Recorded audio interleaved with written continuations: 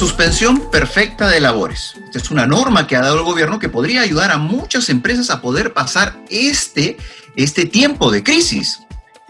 ¿Qué requisitos debes de tener para acogerte a la suspensión perfecta de labores? Ventajas y desventajas, y también cuáles son las consecuencias que podría tener tu empresa si te has acogido mal. El día de hoy lo veremos en Piso Gerencial. Nos vemos.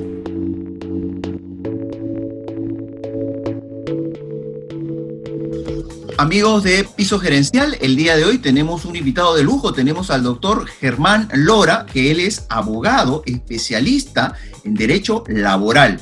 Y vamos a tocar un tema que es el tema del momento en el derecho laboral, la suspensión perfecta de labores. Nos va a decir qué significa, cómo se hace, cuáles son los requisitos, cuáles son las consecuencias, qué consecuencias podría sucederle a las empresas si es que no se han acogido de la forma correcta, de la forma legal, de la forma que estableció la norma.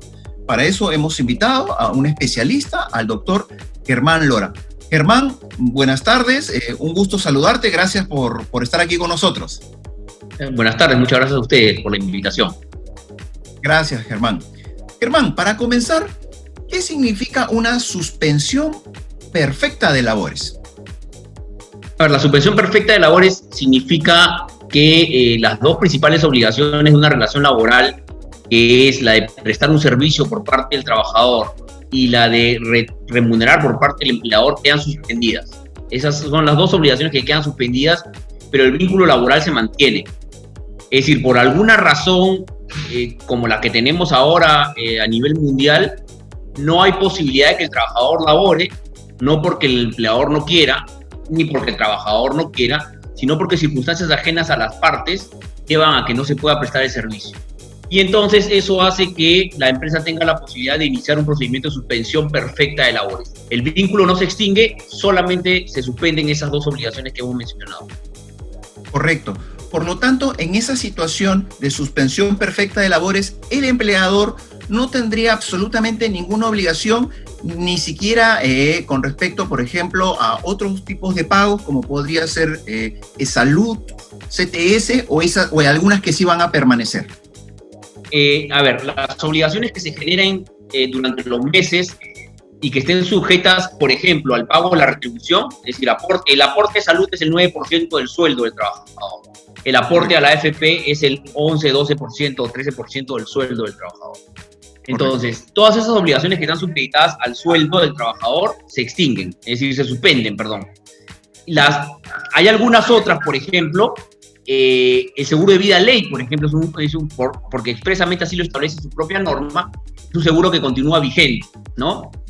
Pero en principio, casi todas las obligaciones del empleador se suspenden, quedando algunas. Por ejemplo, la que he mencionado, la del seguro de vida ley, que hay que pagarle a los trabajadores y hay que pagar la prima del seguro de vida ley que corresponde a los trabajadores. Entonces, esas, algunas otras, pero son muy pocas las obligaciones que se mantienen, más que todo desaparecen las obligaciones porque todas están un poco sustentadas y basadas en la retribución que obtiene el trabajador y en este caso no va a tener. Excelente, excelente, Germán, muchas gracias. Entonces, entiendo también yo que no es que cualquier empresa se pueda acoger. Hay algunas empresas, o más bien dicho, todas las empresas deben primero mirar otras alternativas y en caso no puedan acogerse a esas alternativas, podrían llegar al tema de la suspensión perfecta de labores. Coméntanos, por favor, qué debería hacer la empresa para verificar si ella sí puede acogerse a la suspensión perfecta de labores. Lo primero que tiene que analizar, yo creo que son 4 pasos importantes que hay que seguir antes de entrar en una suspensión perfecta.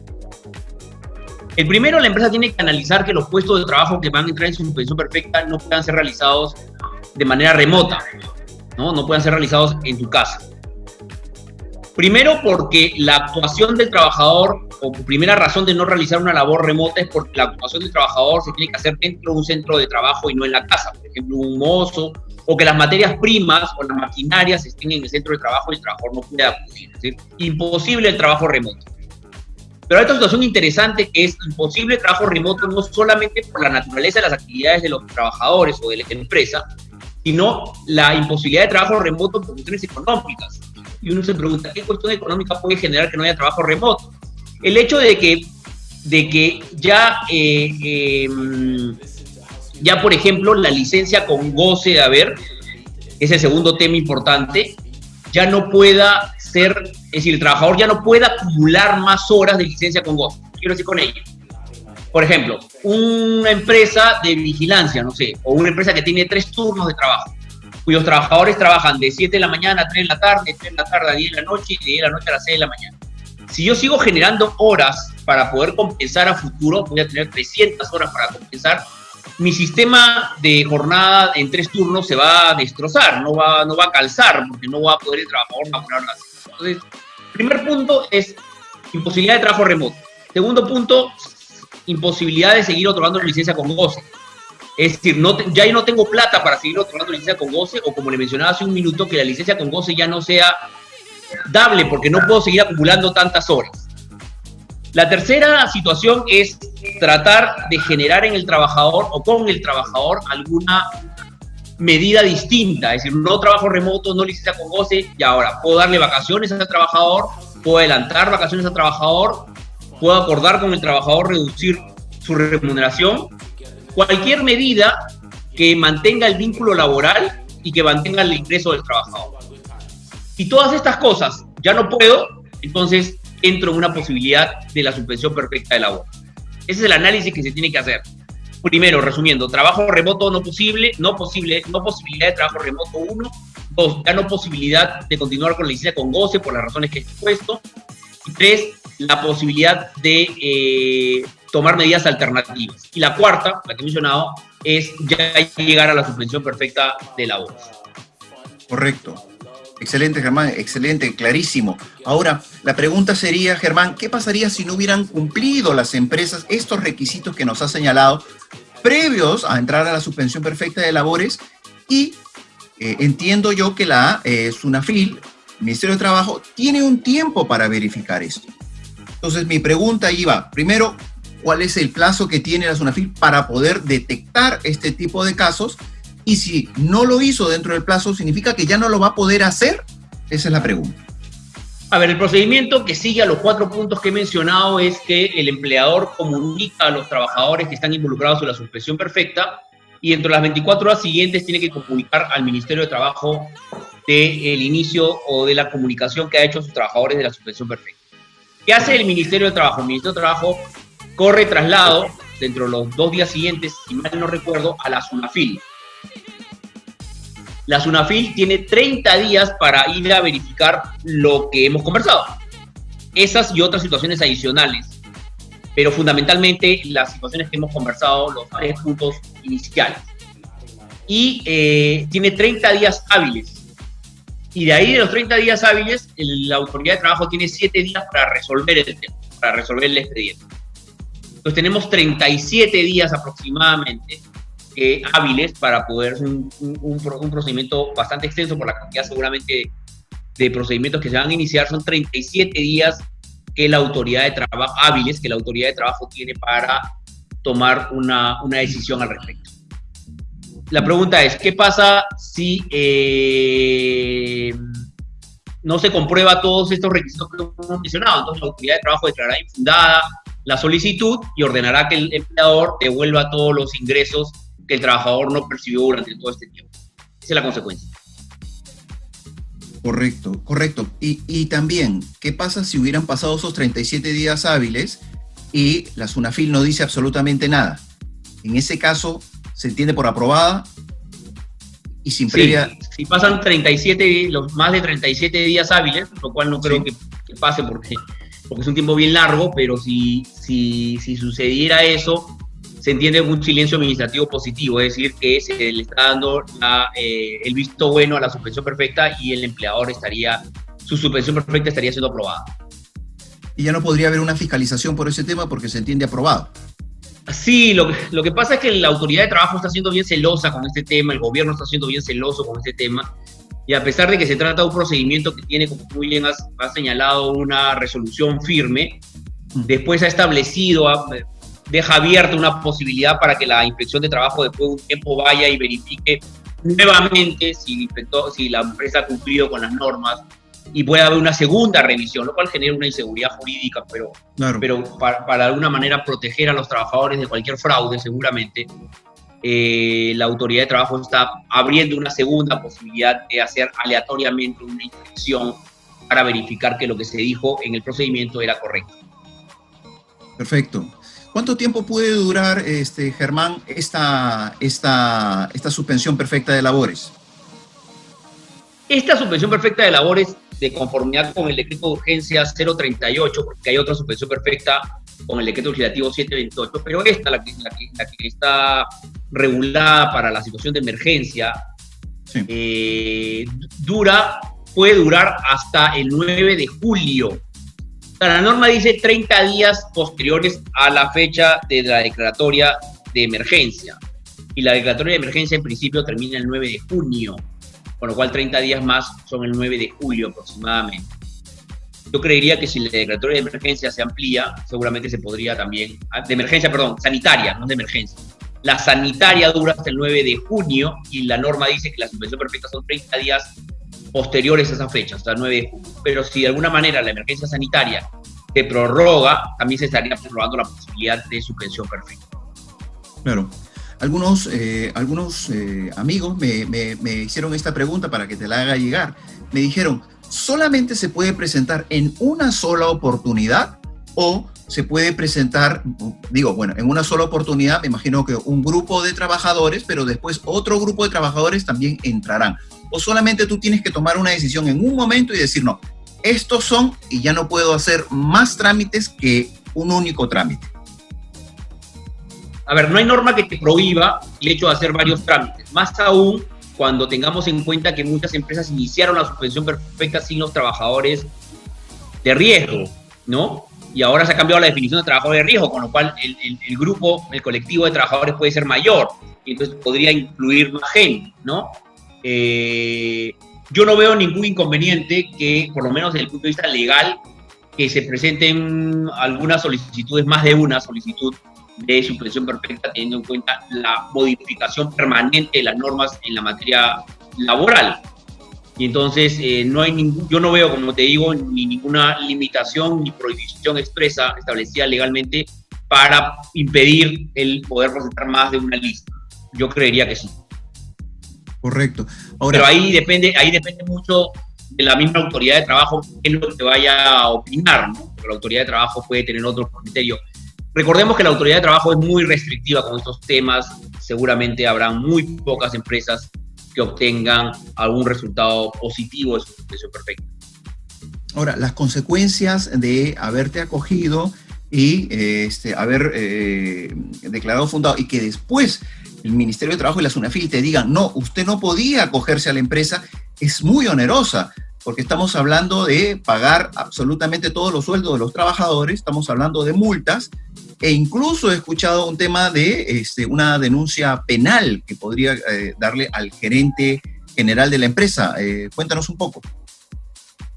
Sí, la multa, a ver, el procedimiento se ha establecido como una declaración jurada, ¿no? Donde yo digo que no puedo trabajar remotamente, todo lo que hemos conversado y algunas situaciones adicionales. Y entonces, como declaración jurada, toda declaración jurada que realmente no sea correcta puede merecer una denuncia penal, ¿no? Por ejemplo, las declaraciones juradas de los pases estos que uno está obteniendo para ir a trabajar, si no es correcta tu declaración, puedes tener una implicancia penal. Igual, aquí también el empleador dice que tiene una consecuencia económica importante y no la tiene finalmente, entonces puede tener una consecuencia penal, ¿no? O sea, no es ninguna novedad, ¿no? Lo que pasa es que se trata de asustar un poco. Y en el tema de multas, y que la SUNAFIL te vuelva a revisar, es porque en lo que te comento de esta segunda revisión, ¿no es cierto? De esta segunda revisión, es decir, que la SUNAFIL vuelva a revisar y que como consecuencia de ello pueda ver que tú no has cumplido con lo que te pidió, ¿no? Y ahí te puede poner una multa de, creo que es hasta 10 tuites. Y ese es el inconveniente, ¿no? Yo creo que en muchos casos, para serte muy sincero, yo creo que la posición de la autoridad de trabajo va a ser muy restrictiva. Yo no creo, espero que me equivoque, pero no creo que muchas solicitudes sean declaradas fundadas. Yo creo que al revés. muchas van a ser declaradas impugnadas, y la consecuencia va a ser peor, ¿no? Porque además voy a tener a los trabajadores trabajando conmigo y además con una deuda grande, ¿no? Claro. Entonces, yo siempre digo que los temas laborales, lo peor está por venir. Todavía no ha llegado a los problemas en materia laboral. Yo creo que los temas laborales van a venir ahora cuando la gente ya abran las puertas y uno diga, puedo salir a trabajar con todas las seguridades y protocolos que se tienen que dar, y te digan, oye, yo no necesito tanta gente, ¿no? Y mi suspensión perfecta me ha salido infundada, entonces tengo un montón de plata que debo. Entonces, claro. Yo creo que hay que tener mucho cuidado con lo que viene en materia laboral, porque creo que el Ministerio de Trabajo no se está poniendo a pensar cuando resuelve en contra a los empleadores, y entonces ahí las empresas vean qué medidas van a adoptar. Sí, Germán, porque yo te soy sincero, yo he escuchado a muchísimas empresas, muchísimos clientes. Bueno, el ámbito laboral no es mi rubro, yo soy abogado tributarista, pero muchos de mis clientes se han acogido a este tema laboral, ¿eh? Y muchas veces con asesoría de estudios laboralistas, ¿no? Muchos. Sí, pero a ver, los que conocemos el ámbito laboral al detalle, porque además yo he trabajado dentro del ministerio, y los laboralistas lo conocen, ¿no? Saben cuál es la posición del ministerio. A ver, yo te voy a decir algo muy, muy cierto y de repente es duro, ¿ya? El Ministerio de Trabajo no aprobaba suspensiones perfectas en una situación normal antes de la pandemia, menos la va a aprobar ahora. O sea, tengamos en cuenta eso, ¿no? Claro. Porque además, antes el procedimiento era muy sencillo, no era tanto complicado, no había que comunicar tanto, no había que presentar tanta declaración jurada, y así mismo te lo declaraban imputado. Entonces, yo solamente me pregunto, ¿y ahora el tema es un poquito más sensible, que el tema es un poquito más complicado, ¿no? ¿Qué firma qué funcionario va a firmar una declaración declarando fundada? Es muy difícil. No, yo te decía que ya hay un agravante adicional, porque hay muchas empresas que se han acogido al tema de Reactiva Perú, y además, supuestamente Reactiva Perú es para poder cumplir con la planilla de los trabajadores, y además se han acogido al tema de suspensión perfecta de labores. Y entonces, ahí claro, imagínate que le salga infundado el tema, entonces además de la deuda con Reactiva Perú, también tiene la deuda con los trabajadores. Correcto. Ahora, te voy a hacer una pregunta complicada, Cuéntame. y no tienes por qué responderla, ¿no? Pero te voy a hacer una pregunta complicada. El tema de la suspensión perfecta de labores, ¿qué te parece a ti? ¿Te parece justa? ¿Te parece correcta? ¿Por qué? Porque desde el punto de vista del trabajador, el trabajador ahorita está sufriendo, ¿no? El trabajador se ha ido a su casa sin recibir su planilla. Desde el punto de vista del trabajador, sí, es una injusticia, ¿no? Porque él no tiene la culpa, pero desde el punto de vista del comercial, desde el punto de vista del empresario, diga, oye, yo no estoy vendiendo, ¿cómo puedo pagar planillas? Entonces, son dos visiones completamente justas.